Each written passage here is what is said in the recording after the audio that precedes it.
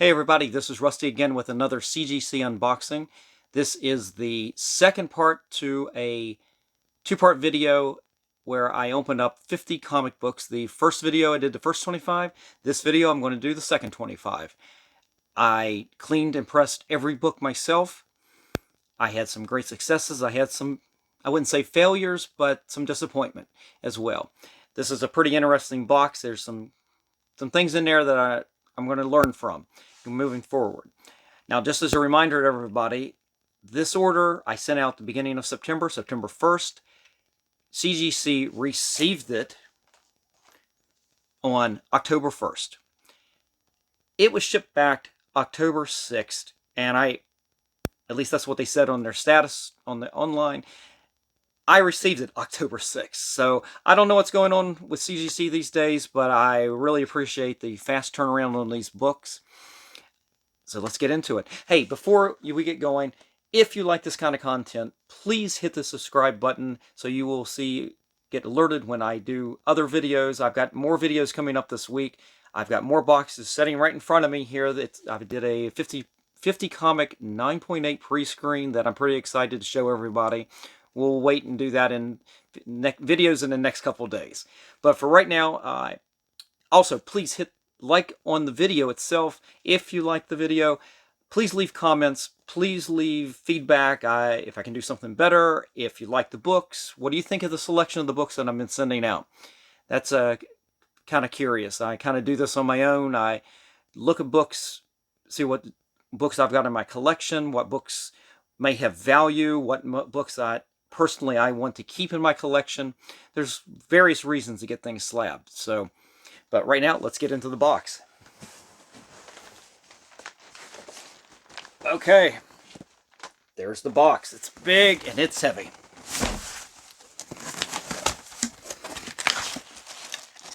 All right, first up is a book that had big impact on the Marvel Universe, House of M #1. I believe this was the storyline where the Scarlet Witch uttered the line, "No more mutants." Wonderful artwork. Tough cover. If you get any spine ticks, if you're familiar with this paper stock, it's a little bit of a card stock and it's got a high gloss on it. Of the 3 copies I have of this book, this was probably the best. It had some spine tick damage on this side, nothing color breaking, but I was very successful in getting the spine ticks out of that. Did a quick press on it afterwards. Got a 9.8 on this. So I'm pretty excited about that. That's a nice book to have in your collection.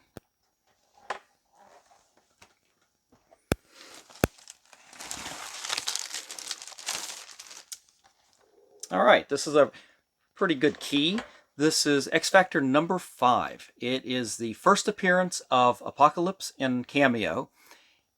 Early appearance of X Factor themselves. This was probably the worst copy of this book that I had. I sent the other ones off to CGC in orders back in April, May, June, somewhere in there. I'm having them actually work on the books. I sent those orders out before I'd learned how to clean and press myself. I kept this one back intending to, I'm not sure really, I wanted to learn to clean and press myself for a long time. So I knew I wanted to keep one of these books back, and this was a good book to work on, and hey, I pulled a 9.8 off of this.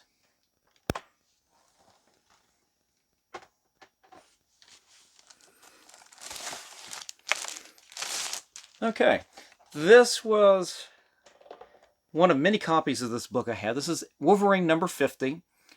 It has a cardstock die-cut cover. If you've had this book at all, you know that this yellow spine on this cover is unforgiving over here. It picks up spine ticks pretty easy, and it is really difficult to get those spine ticks back out of a cardstock like that. This was probably one of the better copies that I had of this book, but there was definitely some spine, I wouldn't say, didn't get quite right, it wasn't right color, it wasn't quite a crease, but there was definitely some bends in that spine. Worked it pretty good, put it in a press, ended up with a 9.8 on this.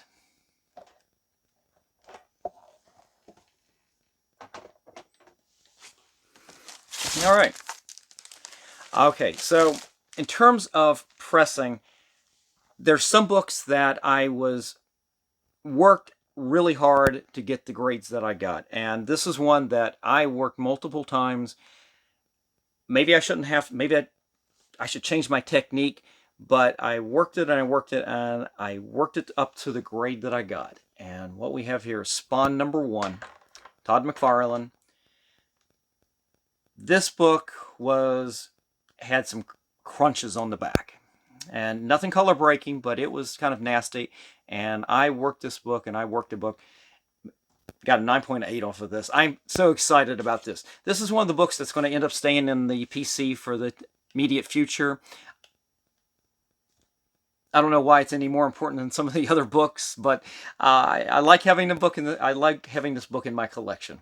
So 9.8 on Spawn #1.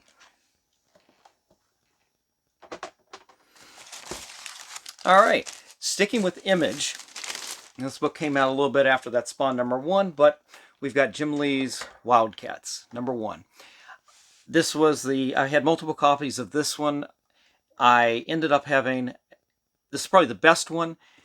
I've got another one that I worked probably about as hard as this one to make sure the spine ticks that were on there were out. It took a little bit of doing, using a tack iron to get those ticks out. Then I put it in for a press, and then I'd reevaluate and step and repeat as necessary. This one came out really good.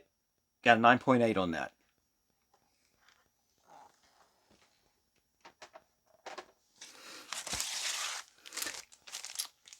All right, this is a little bit more of a modern book. It's not that old.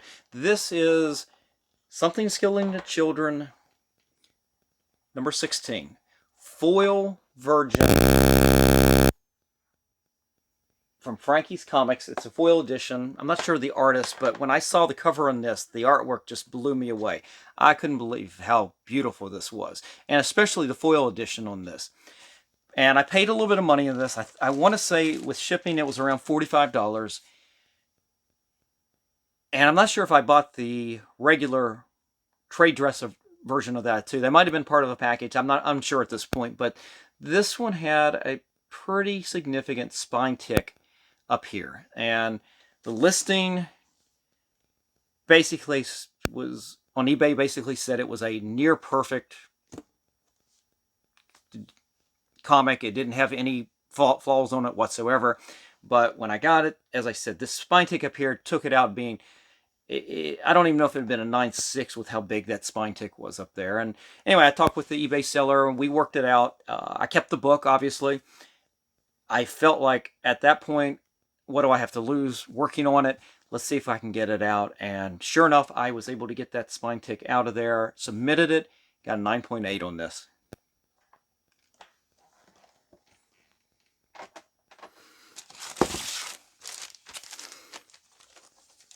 All right, this is another spec book. This one's also from Boom Studios. It is from the series Wheel of Time. And I've enjoyed this series, and I've enjoyed some of the artwork on this as well. This is the first issue #1. It has the Virgin, let me see what I can see here. It's the Virgin Comic Book Kingdom of Canada edition. Get some of the glare so you can see it a little bit better. But I got a 9.8 on this, and I ended up paying about $10 for this at a local comic book show. Front of it looked perfect. The back, once I opened it up, had some damage on the back cover where you could see the printer grips. When the paper's going through the printer, they have to grip the paper, and you could see on the back of the cover a kind of a round dot where it had been pressed down a little bit. And I have not had great luck finding a straight up really good copy of any of the first issues of this series. Every one of them have a little bit of a ding on the back of their covers, and I ended up working with it, cleaned it, and then I pressed it out, and you can barely see a faint trace of it, so maybe CGC's having some forgiveness about it. But I'm real happy with this, especially any book that you put more than a few bucks into, you want to come back, especially new books, you want to come back as a 9.8. So I was happy I did this, did the work on this, Happy with this copy right here, 9.8.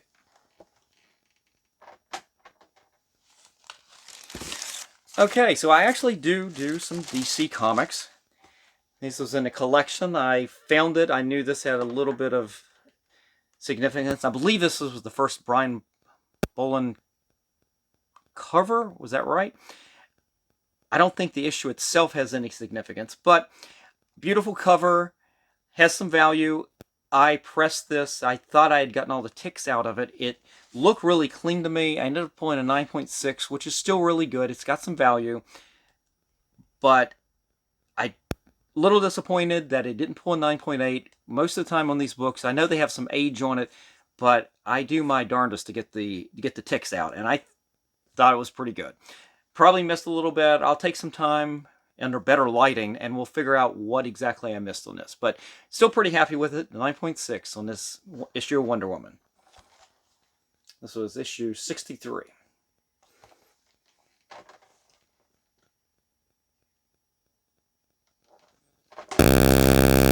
All right, so now I've got another DC comic, and this is a complete cover buy. I don't even remember what happens in the issue, but when you see this, you'll understand. This is JSA Classified #1 with the Adam Hughes cover of Power Girl. Just a beautiful piece of artwork. Again, just like the Wonder Woman, I worked this book pretty good. It was in really good shape. Some minor tick damage, nothing major. Didn't look like anything color breaking. But I thought I had worked everything out. But I still pulled a 9.6, which is good. It's not great.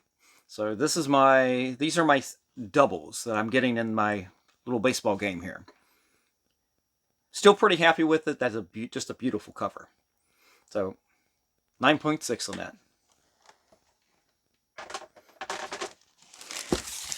Okay, so I might have mentioned this in the other video, I'm not sure, but part of what I did about a month ago was go on a trip, and I made a point of stopping about at every Walmart along the way to try to find some of these Marvel value packs, these 3 packs that were coming out. People were finding all kinds of ratio variants in it. Actually, I did talk about this because I talked about the SpiderMan, the SpiderMan 55, the white version that I got the 9.6s on.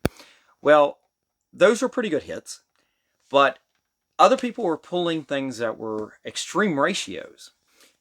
And I did okay on some of these things, but this one I hit an absolute grand slam on. This is Demon Days X-Men #1 Peach Momoko design variant. It is a 1 in 500 copy. But just like most of those books in the Marvel value books packs, they got thumbed through, mishandled. Everybody was searching through these things, and it picked up spine tick damage on the side here. And through me using a tack iron, pressing it, I probably pressed it twice, but I worked that spine a lot to get any kind of ticks out of it. I pulled a 9.8 on this. This book right here has got some nice value to it. Very happy to have it in my collection.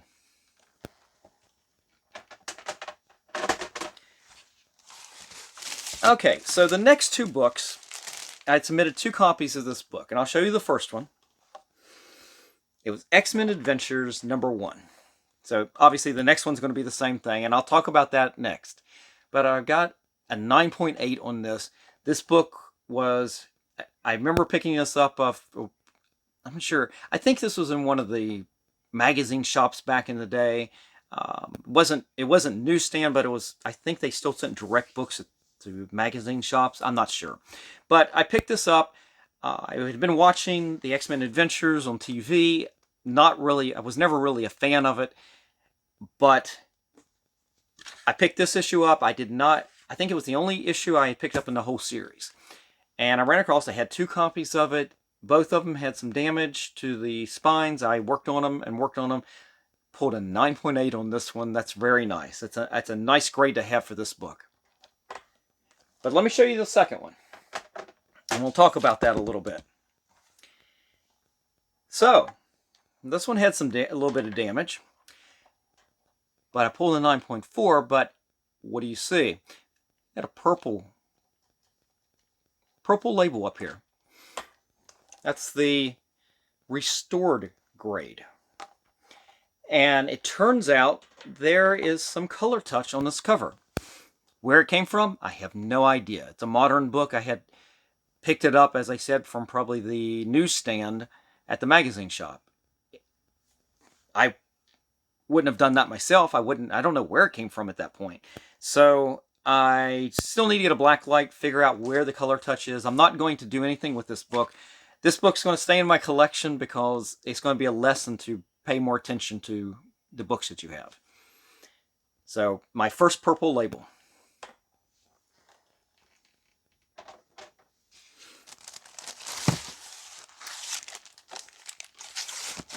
So, the next book I've got had 3 copies of this. I sent 2 of them off. I worked both of them.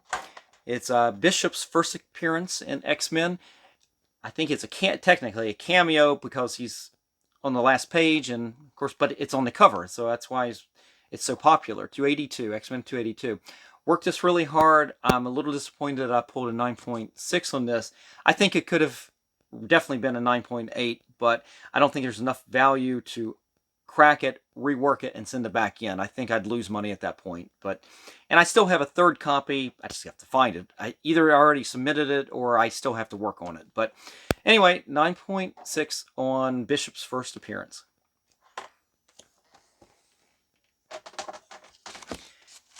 Now let me show you the second one. Second one I got a 9.6 on as well. Great, right? Well, again, another lesson here. Take a look at the label. It's green. This is the qualified grade. And I'm going, what's going on here? So I ended up going back online, checking my submission. They did have a little note on there about this. Apparently, there is an insert in here that is missing from this book. Much like the SpiderMan 238 with the tattoos, there's an insert. It's not tattoos, but there's a little cardstock insert apparently, and it's missing from this book. Now, at the time when I submitted it and pressed them and everything, I remember that card being in one of them, but not in the other. But I was sort of under the impression that there were different versions, that one was okay, one wasn't. Who knew?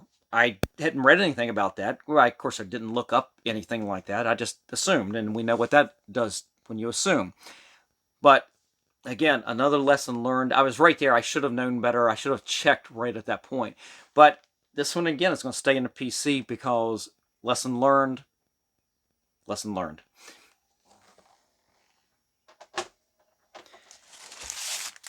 All right, we're going to stay on the X-Men theme here. This right here is probably one of my favorite Jim Lee X-Men comics because it features one of my favorite characters in a version that I absolutely adored.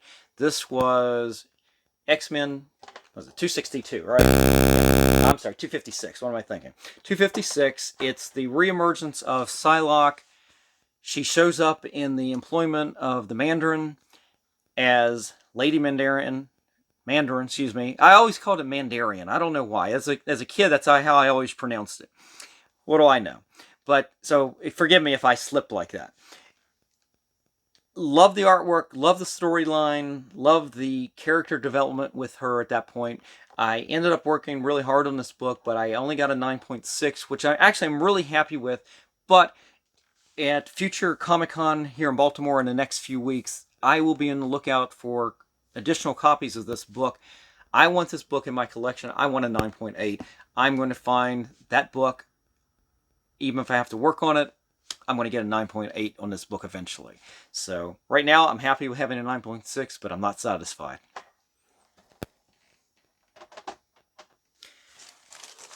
Okay, if you've been watching some of my other videos, you know that a lot of the books that I'm starting to send in have to do with Wolverine and the Weapon X program. And I've been working on every book in that series. This one I worked on, and so far this is the most successful one I've worked on so far. This is issue 73. and I pulled a 9.8 on that. Now, a little history on this is I've got 2 copies of this. This was the better of the 2. There was definitely some spine tick damage right over here, and not color breaking, and I wasn't sure that I was going to be able to pull it off, but in this case I did. I was able to pull it just back enough that I pulled the 9.8. I'm really happy with this. This presents just beautiful, beautiful green cover, beautiful Barry Windsor artwork, Barry Windsor Smith artwork. So this is nice to have in this collection. Most of these books, other than the first issue of this storyline, you've got to get a 9.8 on these to have real value on the books. This one, very nice, got a 9.8. Okay. So I have one more out of that series. This is the last issue in that storyline. It's issue number 84 from the Marvel Comics Presents. I had 2 of these. I don't know if I submitted the other one, but this one I submitted. I didn't think I was going to get a 9.8. I would have been happy as the 9.6. That's what I've got. This one, both of them had along the spine here, right in the middle of Wolverine's face, there were spine ticks around the nose. And the other book was definitely color breaking. This one was less severe, but it was definitely there. But it really shows up really easily with all the black on the cover and everything. But I worked it really well. I pressed it. I cleaned it. I probably pressed this one at least twice the way I've been doing things. Real happy with the 9.6. Like I said, the value isn't as great as it should be, but I think that there will be some increase in value on this whole Weapon X storyline. Right now, the real value is on the very first, I think, issue 72. And the other ones are really lagging behind. But if you get a chance, read the series. Look at the art. The art, just unbelievable. I mean, that's some of Barry Windsor Smith's best artwork you're going to find. And you've got the origin of Wolverine. I mean, what more can you want? So this was the last issue of that storyline. 9.6. All right, I got another X-Men book. This book, I only had the 1 copy of this. I worked on it. I made it as presentable as possible. It had some serious color rub on the back. It had some minor color breaking spine ticks. But it's issue 213. It is the first cover appearance of Wolverine and Sabretooth battling. Alan Davis artwork. I love the storyline inside. You've got Betsy Braddock fighting Sabretooth as well. So that was kind of cool in the days before she was Psylocke. So did really good on this. There was, as I said, there was definitely some color rub up through here, and it wasn't insignificant. It's in several spots. But I pressed and cleaned this thing, and I got a 9.0 out of this. I think, like the 256 X-Men, I think I will be looking for this at Comic-Con in a few weeks. See if I can replace it, if I can find a good value on this without overpaying for a raw copy. But that's on the list. So there's a small list of books that I want to replace in my collection. This is one of them.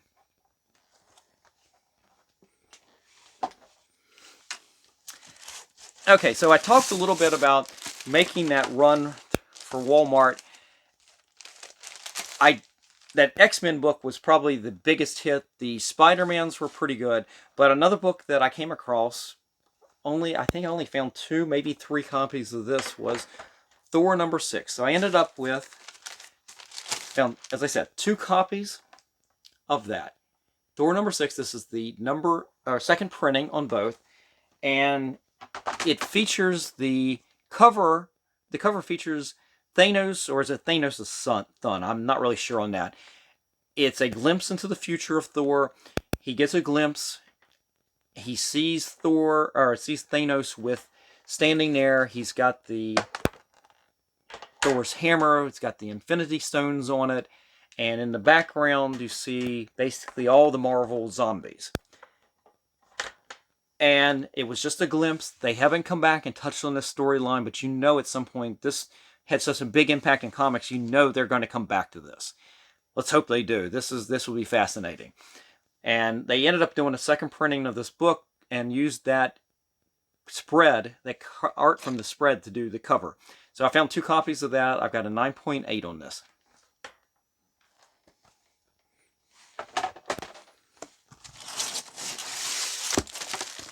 All right, so one of the things that I've been doing in some of my submissions that I think mostly for the PC, there is definitely some value in there if you can get 9.8s, but I think as a presentation piece, I think they will look nice. And I've been buying facsimile reprints of a lot of key issues, and I think you get a good grade on something like that. That's a great conversation piece you have up in your house. You've got a copy of Hulk #1 sitting there, X-Men #1, Fantastic Four #1, Detective Comics 27, Action Comics #1. Things like that will look really cool. You know they're reprints, but they're not the originals. You're not trying to come off as the originals, but they just look great. And in that line, Marvel did a line of books called the Marvel Milestone Editions. And I've got a bunch of these. If you remember these, they've got silver all the way around them. They're not straight up facsimile like some of the other ones, but it is, on the inside, it's a complete reprint. And so I sent in a couple of these Marvel Milestone Editions. This one is Spider-Man 129, first appearance of the Punisher. And cleaned and pressed both of them. This one I got a 9.6 on, which is actually really good. This silver along the spine is really tough. The staples will push through, not breaking anything, but it will leave a dent in the silver metallic, and that's hard to press out. Once you kind of do something with metallic, it leaves an impression. Even if you press it out, it's hard to get out of it.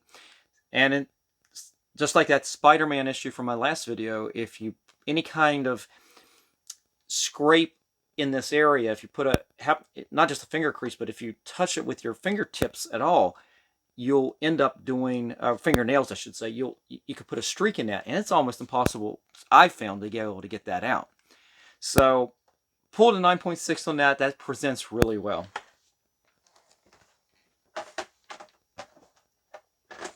Now, the other Milestone Edition that I got, the grade suffered a little bit more from that, but it's the first appearance of Thanos in Iron Man 55.